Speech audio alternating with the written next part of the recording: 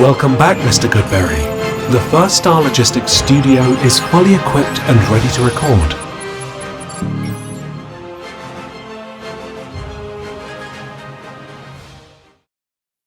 Happy Halloween and welcome back to Bengals on the Brain, presented by First Star Logistics. I'm your host, Joe Goodberry, and we have a second episode this week because I missed the post-game show with Jake and Joe following the Eagles game that I already don't want to talk about at all. So we won't. That's not what we're going to do on today's episode. And speaking of the Jake and Joe post-game show, I will be there this week to recap the Bengals, Raiders.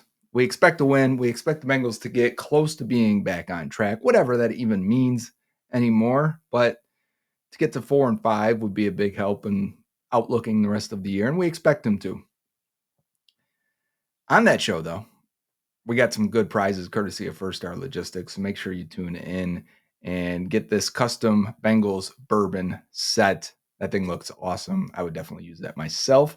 And I think a lot of people would, based on the Twitter reaction so far. A lot of people, it seems like, want to win that prize, and thank First Star for giving us the opportunity to do that. So make sure you tune into the show, however you want to do it. Tune into it. Today's episode is about next week more, really. I mean, we'll talk a little bit Raiders, Bengals, but the idea is because the Bengals flip so quickly and play the Ravens on the following Thursday night football in Baltimore, and that'll be a tough one.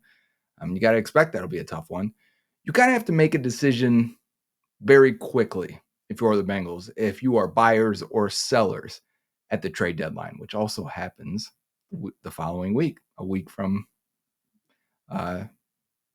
I was going to say a week from today, but I meant to say is the week heading into the Ravens game. So the day before, I think it is that Wednesday. You don't have a lot of time. You've got to make a decision now. I mean, we can make, if you're standing at 3-5, you could say you're not buyers. Most teams wouldn't be that are 3-5, right?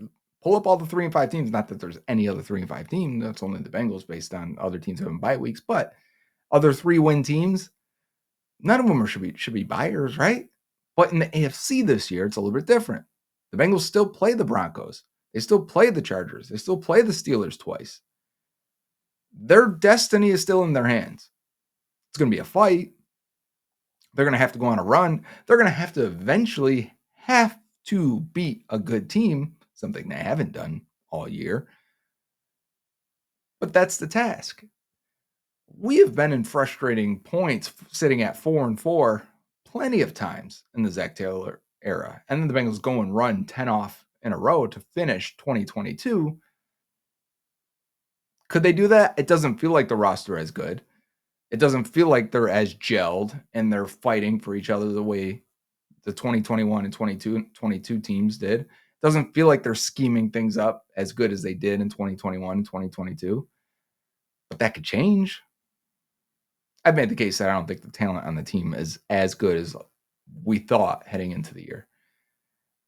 And they lost some close games to the Chiefs, to the Ravens. I mean, they could be in good shape, but they're not. They are 3-5. So do you let this game play out? And let's say they beat the Raiders and they're 4-5. Does that really tell us anything about where they're at other than they're not good enough to go for that 1 seed, right? We know that. They're probably not good enough to win this division. Maybe they beat the Ravens the following week. Maybe they start running it now, but you can't wait until then. You have to make a decision at the trade deadline. And you're already commenting. I can see it. The Bengals will never make trades. Why are we going to spend time? Why are we going to talk about this? Because we still have to talk like they're a functioning organization. You can't apply pressure to them.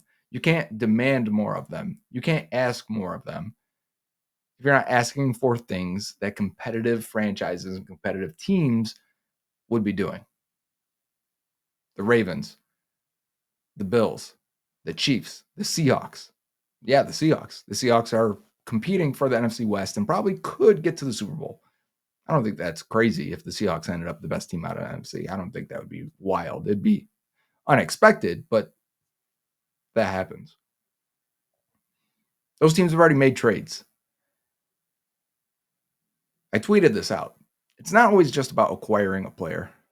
and adding them and getting more talented at a specific position, or upgrading from maybe an average player to a solid or good or great player with a trade. Sometimes it's a vote of confidence from the organization. Sometimes it's, you know what, we think we've got the right people in the building to make a run.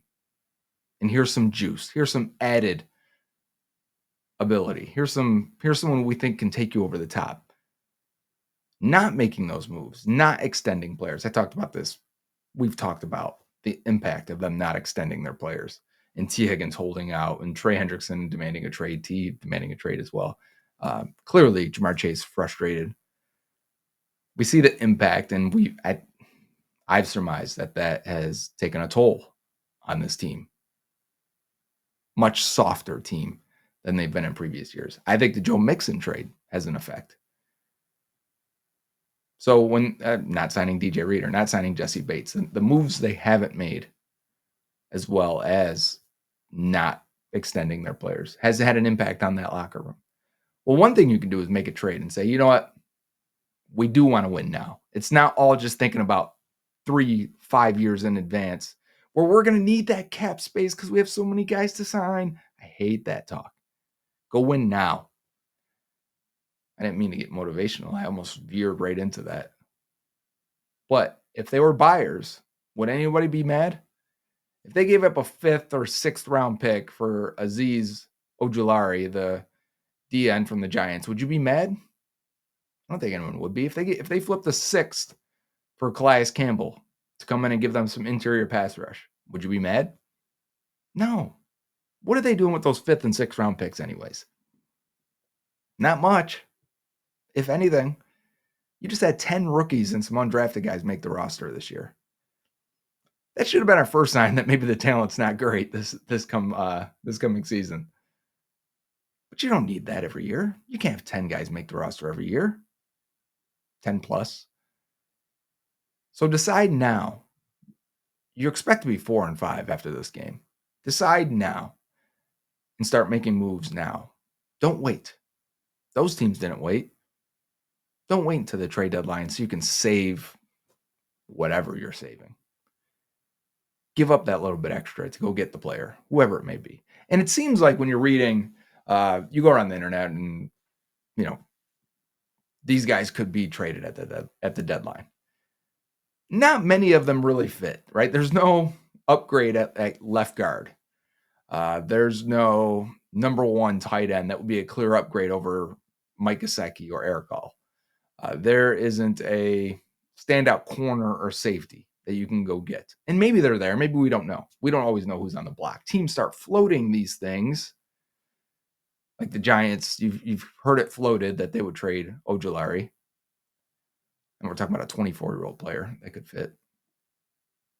There are teams that are sellers at the deadline. You can call them and you can buy plenty of players if you wanted to. The Bengals aren't known for doing that. Bengals aren't known for getting calls from a lot of teams because of how they typically just don't. They're not very active in this market in this week, in this mid-season. Very important part of the game, part of team building. I think 9 out of the last 10 Super Bowl champs made a trade. We got beat. The Bengals got beat. The Rams traded for Von Miller. If it was just Aaron Donald you had to compete with, Aaron Donald and Leonard Floyd, Bengals, maybe they could have handled that. But Von Miller is a future Hall of Famer and a problem, and the Rams traded for him, and you had to deal with that. They also signed Odell Beckham Jr. like a week later as well, the Rams, who would have been probably a difference maker and maybe potentially Super Bowl MVP based on what we had by the time he got hurt. Didn't seem like the Bengals had an answer for that. So yes, these moves matter if you're one of those people that are wondering. And you expect to beat the Raiders. So make your moves now. Start getting active. Find a D tackle that can pass rush. Because right now, I think the biggest issue on the Bengals is pass rush. We could list what are the biggest issues, right? Is it lack of a third receiver? I've talked about that. Jermaine Burton on the tape. We watched the tape. Watched that last episode of Bengals on the Brain on Tuesday. He's coming. He's going to make plays very, very soon for this team. I mean, he's already made 2 nice deep catches, but I'm talking more than that. He was open. And I think the Bengals are going to use him. I think I made that point. But that third receiver is coming. Who knows when T will be healthy? Doesn't look like he's going to play again this week. So maybe you do need a weapon. Maybe you need a running back. Chase Brown's been fine, but you don't have the power back there. I made that case when we watched the film as well. Maybe you need a power back. You traded one away, probably because you didn't just want to be a power back, but now you kind of need one because you didn't sign one in free agency. You didn't draft one. Do they need a corner? DJ Turner's playing well. A couple penalties, if they can be cleaned up, you've got a starting quality corner to replace Dax Hill. That's fine with me. Can you get a safety? And would they? Or is it just, hey, when Jordan Battle's slowly getting mixed in when he's ready? I know he gave up the big touchdown last week, but is he the only hope? I think when you look at it, it's maybe a receiver, maybe. And I'm like slight. If I were to rank, that's the bottom one. And then running back. And then defensive tackle, a pass rushing defensive tackle. I think pass rush is the biggest issue right now. Because I think you can fix some of the other things schematically. I don't think you can fix pass rush. Because when you don't have the pass rush, you blitz. You try to get more creative. You try to do different things on the back half to get the quarterback to hold the ball a little bit longer so your bad pass rush can get home. And if it doesn't, or if guys mess it up, well, you're giving up big plays. And if you blitz and you don't get home, well, now you have less guys in coverage sometimes. So it's not ideal. You can't scheme your way through a bad pass rush most of the time. So give me a Calais Campbell, who's still very good, who's basically just a nickel pass rusher because Sheldon Rankins hasn't done it. And BJ Hill's playing too many snaps right now. And Chris Jenkins and McKinley Jackson aren't projected to be those guys. So then you go to the end. Trey Hendrickson, we know what we got. Can you cut Sam Hubbard right now? I actually think he's getting back to being a solid run defender. Is that worth $10 million a year? No. Is it worth $3.5 million a year? Yes, you can't do anything about that now, really. But Myles Murphy, I thought looked much better this past week than he has since coming back from injury. If we can get him back to where he was last year and then take a step from there, that would be huge. Well, how long do you want to wait for that? And what if it doesn't happen? And what if another injury happens? Joseph Osai was a key player in 2022 as the extra pass rusher. He has not been able to replicate that since. Now 2 years removed. That's where these guys would come in. These DNs that maybe you could trade for. That's where they'd come in and play that. Now I have some concerns that they would take some snaps away from Myles Murphy because you need him to develop. The Bengals haven't developed these defensive players that they've drafted, right? It's not that they've missed on them. So far you have not missed on Myles Murphy. He's just not great yet. Like if you draft, here's my example. Here's what I mean. Slow down. I know some of you are already like, well, I'm ready to type my comment. Murphy stinks. Slow down. This is what I mean. An average player like a Jermaine Pratt. Is he great? No. Is he good? Sometimes. Is he clutch? Damn yeah, he is. Is he average? He probably is an average linebacker. That's a hit. You can have those guys. Sam Hubbard, average player. Are they hits? Are you happy to have them? Of course you are. But the Bengals don't need that on defense right now. What they don't need Myles Murphy to turn into Sam Hubbard. Like that would not be good. That's not good enough is what I mean. They need him to be Rashawn Gary, right? They need him to be great because they're lacking the high-end talent. They've got a ton of these guys, especially on defense. They have one Trey Hendrickson, and everyone else is just – that's why their defense is not very good. They don't have playmakers. They don't have guys that can take over. They don't have guys that the defense is saying, can't run it that way, can't throw it that way, watch out for that guy in these situations. No, it's just Hendrickson.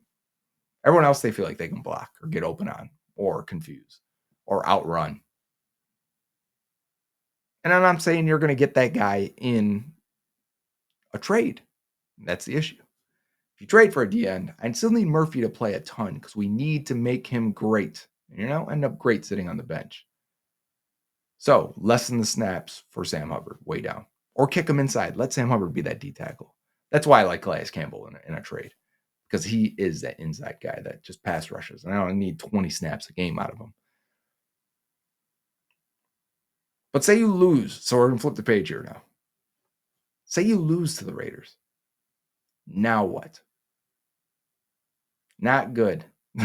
Clearly. If you're 3-6 at the trade deadline, you are sellers. I don't care that you're the Bengals and you don't sell. You trade T. Higgins. I know it stings.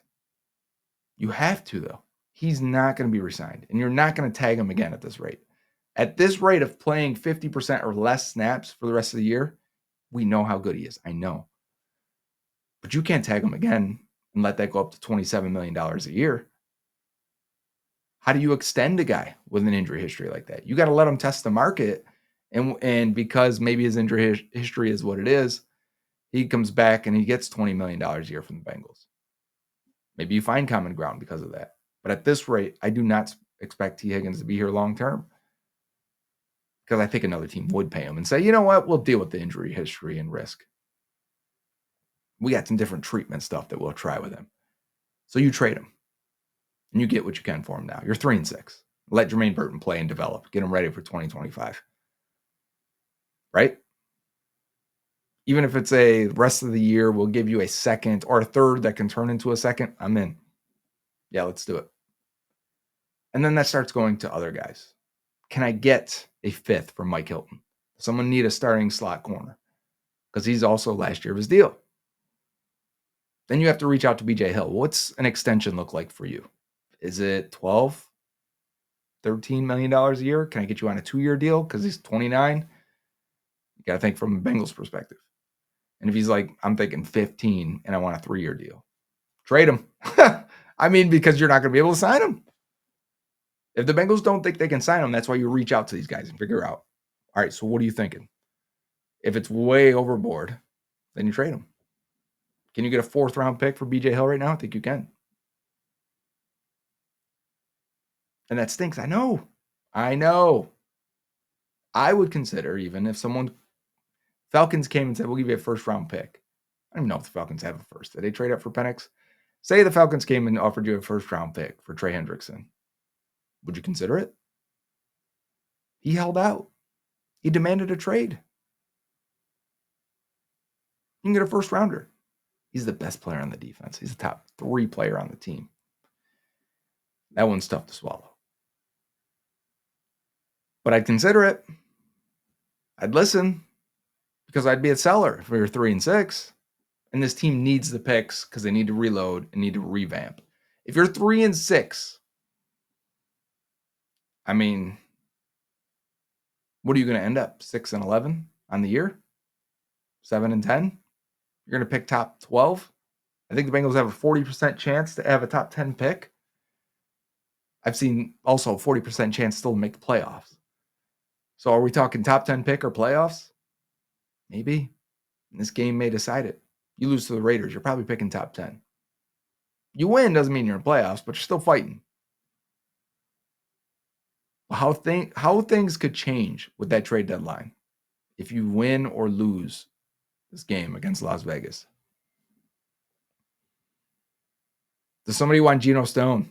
Does somebody want Von Bell? Does somebody want Sheldon Rankins? Does someone want Alex Kappa in that scenario? Someone wants Zach Moss. I mean, Mike Gesicki. Guys that aren't part of the core future, if you can get a pick for them, I'd be all for it. And the reason I'm talking about it now is because we won't have a chance to talk about it. Not on Bengals on the Brain, not unless they make a trade and we have an emergency show on Wednesday.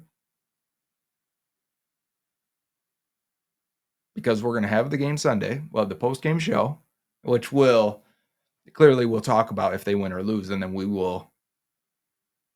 I'll expand on this at the time and in the moment if that happens.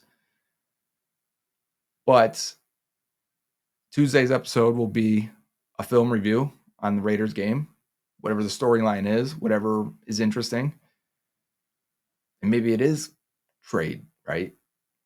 Maybe we'll talk about it more. win or lose, right? Depending on the scenario. But that'll be it. And then we'll have a post-game show up Wednesday night after the Ravens Bengals. And trade deadline will be over. So this is the episode for that. This is the time for you to comment down below who you think or who you would give up, what you would give up to go get a player. What position? What position would you like to see the Bengals add somebody?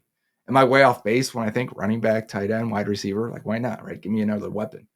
They asked Joe Burrow about these other teams, these other AFC contenders getting weapons. And if he thinks about it or looks at it, and he was like, it's not my job. So would you like one? Would you like and it didn't have to be a weapon. Would you like your, another player in a trade? He said, it's not my job. Little frustration though felt, right? Did you guys feel that when he answered that? I definitely thought it was interesting. That we get a lot of comments this week have they broken Burrow? Is it on to the Carson Palmer effect already? And I don't think it is yet. Maybe. I don't know. But how do you save that a little bit? You make a trade. You extend these players. You can still extend Jamar Chase. Heck, if you make a trade with a guy with a decent salary, you may have to make a move with money. And someone's going to say, how about like Max Crosby? We'll just take Max Crosby. Leave him, Raiders. Leave him in Cincinnati. You would have to do some cap manipulation. You would have to give him T. Higgins, right? Would you give him T. Higgins? And it would probably be T and a pick to get Max Crosby. T in a second for Max Crosby? But I don't want to go down crazy town. Sounds great. I would love to talk about it. I pretty much did just then. But you understand what I'm saying. Like, I'd like to be in more realistic trade scenarios. And then you have to watch around the league. Who else is losing this week? We get us another surprise team with 3 wins, 4 wins, whatever it is to keep them down. Can they be sellers then? Can you get Derek Brown at defensive tackle from the Panthers? And you give him a player and a pick. Is that available? Is Cooper Kupp still available? That's James Rapine for you right there. Like, go get Cooper Kupp. Adding another weapon's not crazy. You want to make this offense great? There you go. Go get another player. And someone's going to say, well, get an offensive lineman, get a left guard. You just look around the league. They're just not even. I was surprised to see Cam Robinson get traded from the Jags to the Vikings. You almost never see a lineman get traded. A starting caliber lineman, you almost never see him get traded at the deadline. If anything, it's a backup that hasn't worked out, or a guy who has fallen out of favor, or something weird. Trent Williams is holding out, whatever it may. It's usually a unique situation. Not that I wanted Cam Robinson, but maybe he could have played guard. And you're missing Orlando Brown potentially this week. Maybe. We'll see. Not sure yet. He didn't practice up until now when I'm recording this. We'll have the Friday practice report, probably around the time you're watching this. So earlier, actually, a couple hours earlier before watching this on Friday night. Is there an O-lineman out there, though, somewhere? Tell me. Let me know. I read all the comments. Tell me who you would go after. But also tell me and be open to the idea of being a seller. If they lose, it could happen. They've lost some weird games this year. They should not lose this game. But if they do, is it a wholesale thing? Take what you can get for everyone? Or is it, well, T. Higgins is different. I would trade him because you're not going to be able to keep him. Let me know in the comments. This has been Bengals on the Brain, presented by First Star Logistics. Next time I'll see you, we'll be in the post-game show with Jake and Joe, presented by First Star. And we're going to give away those bourbon sets. And I can't wait to see what they've got for the Thursday night game. Quick turnaround means less people will be getting in on that giveaway. That's your best chance. Plus, I'm already way ahead here. we gotta think about both weeks real quick. Plus that Thursday night game, there'll probably be less people watching like there was for the last primetime game when I went down to Cincinnati and stayed up in the first star suite and watched the game. But less people watching means better chances for you to win prizes. So, hey, win the bourbon set, have a drink, have a toast if they make a trade. This has been Bengals on the Brain, presented by First Star Logistics. Until next time, Hooday. Dave Lapham here, and every day I am grateful for my experience to have played professional football. As a player, I realized self-motivation, leadership, and appreciating your teammates are key. At First Star Logistics, you can use those same attributes to create the life you want for you and your family. Build your future by working hard like I did. You'll see results both on and off the field. Call First Star Logistics today and be part of our winning team. Opportunity knocking.